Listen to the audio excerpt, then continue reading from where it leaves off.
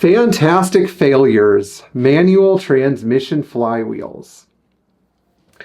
So today I thought we'd switch gears and talk about something a little bit different besides the doom and gloom of running a business or extinct Mercedes. Today we're going to talk about what goes wrong on certain engine parts. And so one of the parts I thought about, because I was inspired from an example that I found in a car while we were working in the shop, are flywheel problems. And so flywheels are an extremely durable part. We think of them as non-replaceable items, as in once you have one, it's like there for the life of the engine.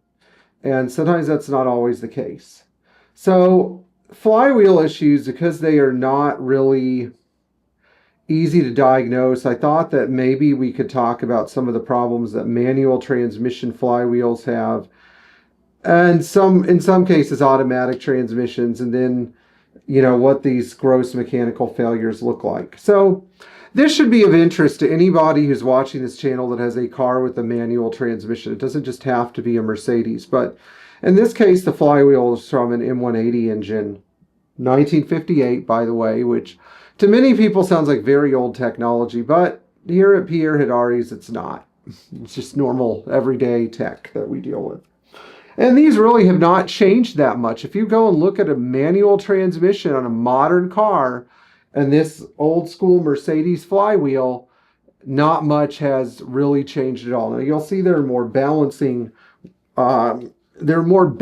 steps taken, because this is for a 4-main bearing crankshaft, so you can see the drill outs here and the cutout here, and the sort of elaborate balancing work that was done to make this complicit with the flywheel. But at the end of the day, it's very important that we talk about things that could go wrong. So the fantastic failure in this flywheel, if you look at the face of it where the clutch contacts, there are a lot of cracks, and you can tell by the discoloration here this flywheel got really, really hot.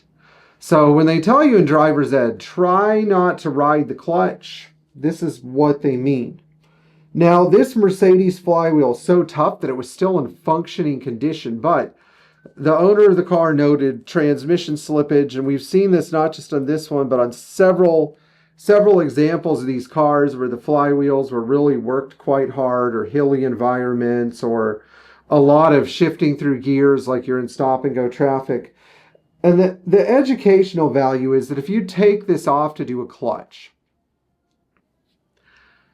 you're not just looking for a worn clutch plate and a worn pressure plate, but you're looking for little tiny cracks in the flywheel. And some of these aren't so little, but I figured I'd discuss these because these cracks, which stem from the outward center of the flywheel, are one of the reasons that we have to condemn it, because the last thing we want is a chunk of metal coming out and getting stuck in the clutch. That would make things very weird, and it would cause probably the clutch to break up or flywheel scoring or something like that.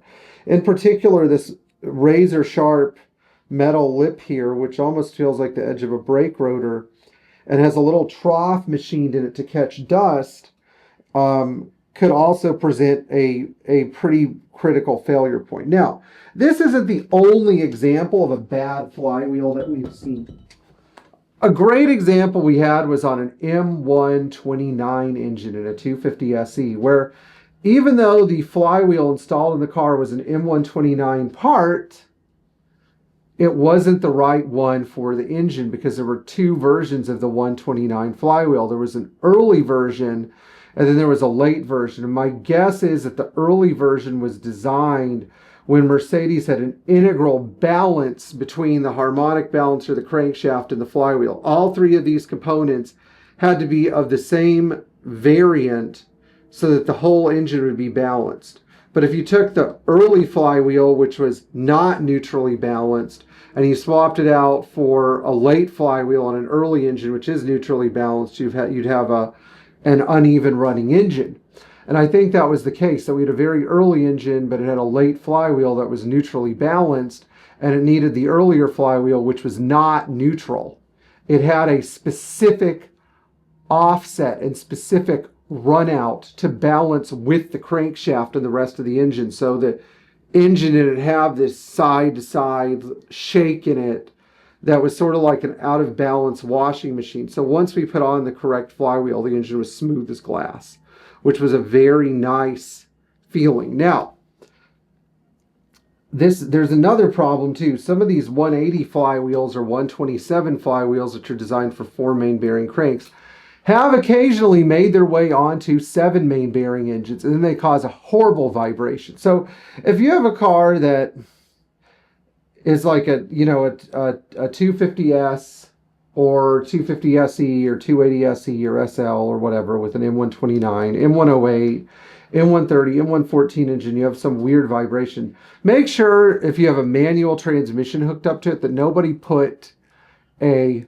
flywheel from an M180 or M127 4 main bearing engine on the back of that engine, because it'll shake like a washing machine and it will eventually do bottom end damage. I remember that this happened on one of my associates' vehicles when I first met him. His 250S SE engined 230S had a horrible vibration. It's because they used the flywheel from the 230S and they put the whole thing together. It did not work very well. Let's talk about some other things that can go wrong while we're on the topic. So the first one that I've learned is that when you get one of these things out, it's real critical to inspect the teeth. Now, why do we have to inspect the teeth? Well, as these engines got bigger and more powerful and higher compression, the starters had to do more work to turn them. And so as a result, the teeth get damaged. As the torque values of the starters and engines increased, the tooth wear would go up. On automatic transmissions, it's also very possible that the flex plate on the back of the motor could get sheared and cause a horrible vibration or knocking. So that's also a very common problem as well. Anyway, if you liked this video, please like, share, and subscribe. Tap the bell for notifications. And we'll see you guys in the future. And enjoy working on your classic Mercedes. I know I always love pulling a flywheel sometimes. We'll talk to you in the future.